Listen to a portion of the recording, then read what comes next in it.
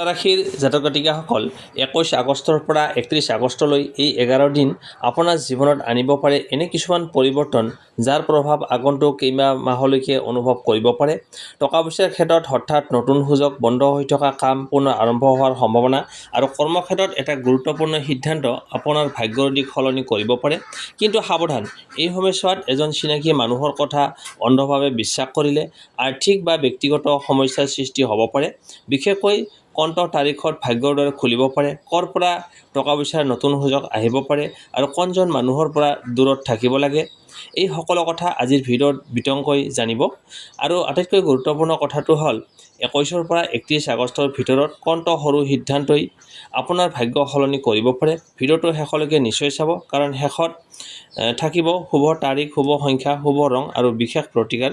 আহিছোঁ ধন সম্পত্তি। তুলা ৰাশিৰ জাতক জাতিকাসকল 21 পৰা 31 আগষ্ট 2026 ধন সম্পত্তিৰ ক্ষেত্ৰত আপোনাৰ সময়টো মধ্যমীয়া হ'লেও এই সময়ছোৱাত ইনকামৰ নতুন পথ, পুৰণি ধন ঘূৰাই অহা আৰু হঠাৎ লাভৰ সুযোগ সৃষ্টি হ'ব পাৰে। কিন্তু লগে লগে খৰচ আৰু ভুল সিদ্ধান্তৰ পৰা সাৱধান হোৱাটো অতি প্ৰয়োজন। 21 পৰা 23 আগষ্ট পুৰণি কামৰ পৰা ধন লাভৰ সংকেত। এই তিনিটা দিনত বহুদিন ধৰি অপেক্ষা কৰি থকা কোনো পে'মেণ্ট, বাকী ধন বা পুৰণি লেনদেনৰ পৰা ভাল খবৰ পাব পাৰে। যিসকলে ব্যৱসায় কৰে তেওঁলোকৰ বাবে পুৰণি গ্ৰাহকৰ সৈতে পুনৰ যোগাযোগ বা নতুন অৰ্ডাৰৰ সম্ভাৱনা থাকিব পাৰে। চাকৰিয়াল লোকসকলৰ ক্ষেত্ৰত অতিৰিক্ত কাম, ইনচেণ্টিভ, বোনাছ বা কোনো সুবিধাৰ বিষয়ে আলোচনা হ'ব পাৰে। কিন্তু এটা কথা মনত ৰাখিব, হাতলৈ ধন অহাৰ আগতেই ধন খৰচ কৰাৰ পৰিকল্পনা নকৰিব। এই সময়ত সৰু সৰু অপ্ৰয়োজনীয় খৰচ মিলি ডাঙৰ অংক হ'ব পাৰে। 24, 25 আৰু 26 আগষ্ট নতুন উপাৰ্জনৰ সুযোগ। এই সময়ছোৱাত তুলা ৰাশিৰ বাবে বিশেষ গুৰুত্বপূৰ্ণ। আপোনাৰ পৰিচিত কোনো ব্যক্তি, পুৰণি সংযোগ বা কৰ্মক্ষেত্ৰত কোনো মানুহৰ জৰিয়তে নতুন উপাৰ্জনৰ সুযোগ আহিব পাৰে।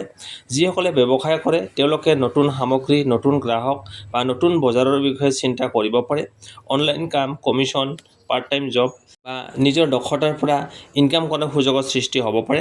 কিন্তু কোনো ব্যক্তিয়ে যদি কয় কম সময়তে বহুত টকা লাভ কৰিব, তেন্তে লগে লগে বিশ্বাস নকৰিব। কাগজ-পত্ৰৰ চৰ্ত আৰু সম্পূৰ্ণ তথ্য পৰীক্ষা কৰি সিদ্ধান্ত লওক।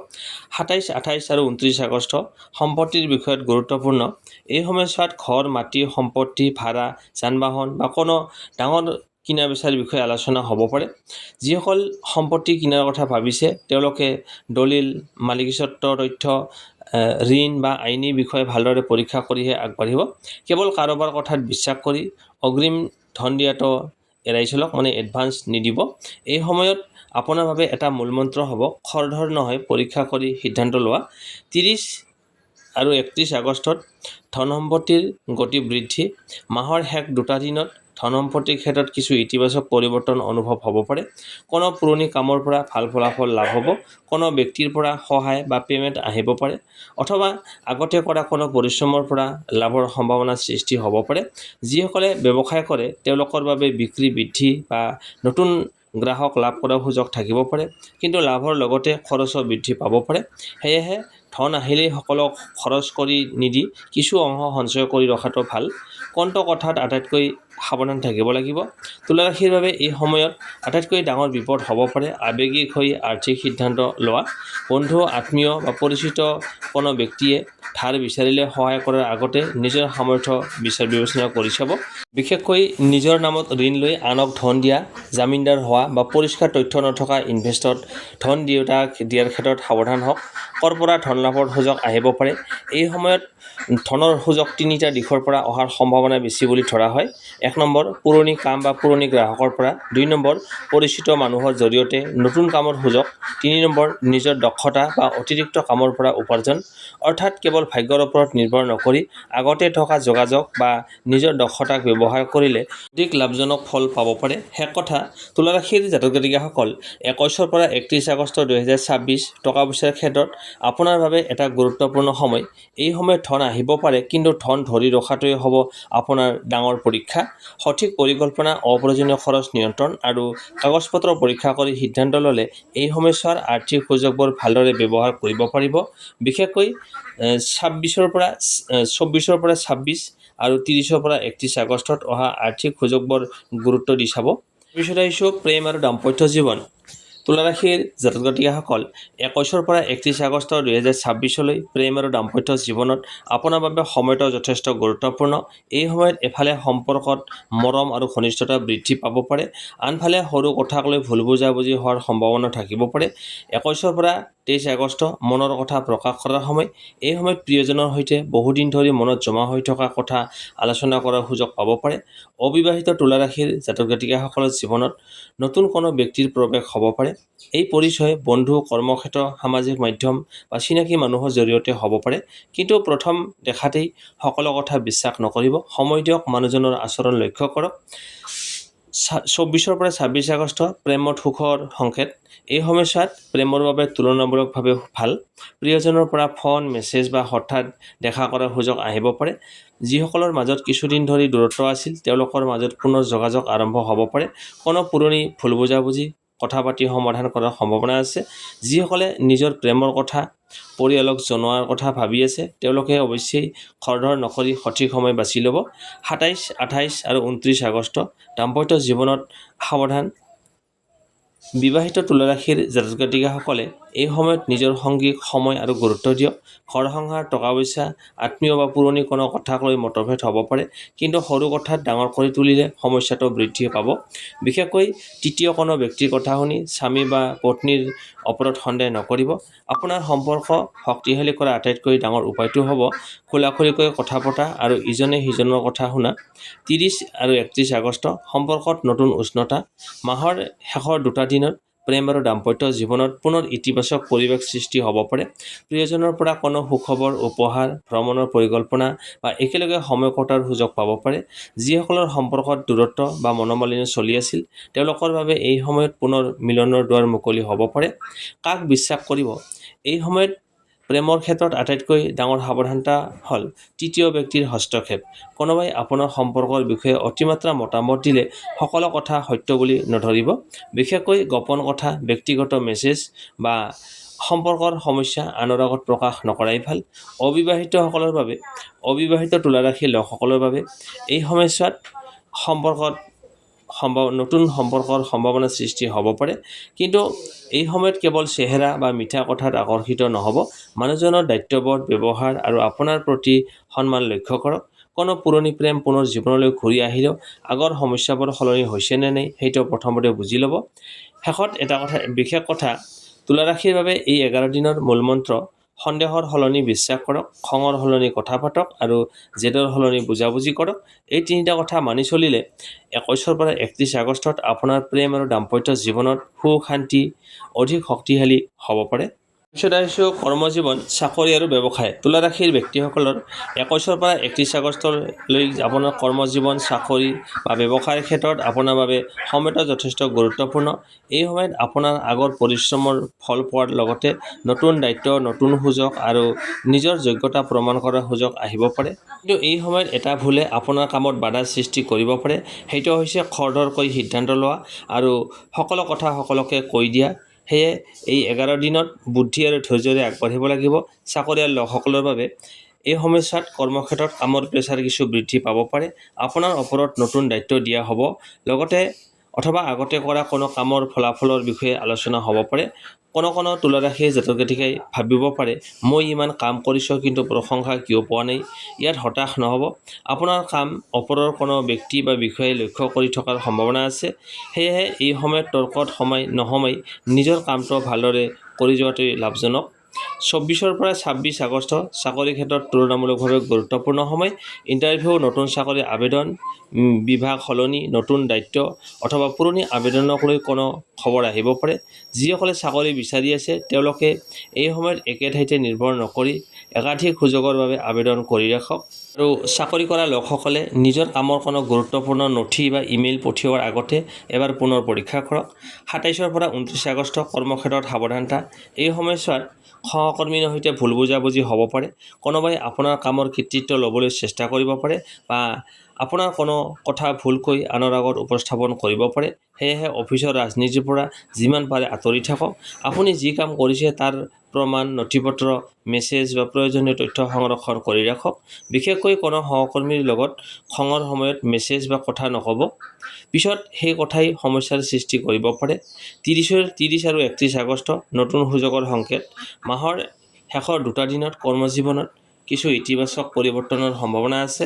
নতুন প্ৰজেক্ট, নতুন দায়িত্ব, নতুন গ্ৰাহক অথবা কোনো গুৰুত্বপূৰ্ণ ব্যক্তিৰ সৈতে যোগাযোগৰ সুযোগ পাব পাৰে। যিসকলে বহুদিন ধৰি পদোন্নতি বা দৰমহা বৃদ্ধিৰ অপেক্ষা কৰি আছে, তেওঁলোকে বিষয়টো উপযুক্ত সময়ত আলোচনা কৰিব পাৰে। কিন্তু দাবী কৰাৰ সময়ত খঙৰ সুৰত নহয়, নিজৰ কাম আৰু যোগ্যতাৰ ওপৰত ভিত্তি কৰি কথা কওক। ব্যৱসায় কৰা তুলা ৰাশিৰ লোকসকলৰ বাবে এই সময়ছোৱাত পুৰণি গ্ৰাহকৰ পৰা পুনৰ অৰ্ডাৰ বা যোগাযোগ আহিব পাৰে। যিসকলৰ পুৰণি পে'মেণ্ট বাকী আছে, তেওঁলোকে বিনয়েৰে সেই ধন বিচাৰিব পাৰে। 24 পৰা 26 আগষ্ট নতুন গ্ৰাহক বা নতুন ব্যৱসায়িক যোগাযোগৰ বাবে ভাল সময় হ'ব পাৰে। কোনো চিনাকি মানুহে নতুন ব্যৱসায়িক প্ৰস্তাৱ দিব পাৰে। প্ৰস্তাৱটো ভালদৰে পৰীক্ষা কৰি লওক।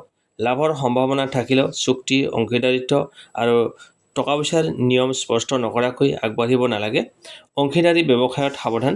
যিসকলে অংশীদাৰীৰ সৈতে ব্যৱসায় কৰে, তেওঁলোকৰ বাবে এটা বিশেষ সতৰ্কবাণী। মুখৰ কথাত ব্যৱসায়িক সিদ্ধান্ত নল'ব। টকা কোনে দিব, লাভ কেনেকৈ ভাগ হ'ব, লোকচান হ'লে দায়িত্ব কাৰ, পে'মেণ্ট কোনে কৰিব, এই সকলো কথা স্পষ্ট কৰি ৰাখক। বিশ্বাস ৰাখক, কিন্তু ব্যৱসায়িক লিখিত প্ৰমাণো থাকক। ব্যৱসায়ত লাভ ক'ৰ পৰা আহিব পাৰে।